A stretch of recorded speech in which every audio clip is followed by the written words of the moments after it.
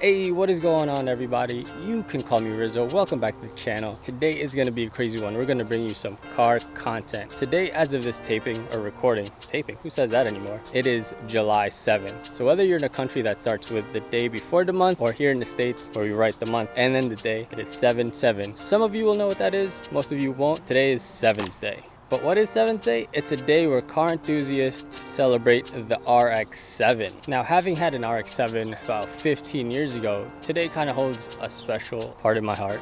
I had an FC, which is a second gen, 88 Turbo 2 to be exact, and we used to have a community joke back in the day where you're only allowed one working RX-7 per town at any given time. And I think for me, I was that one working RX-7 most of the time.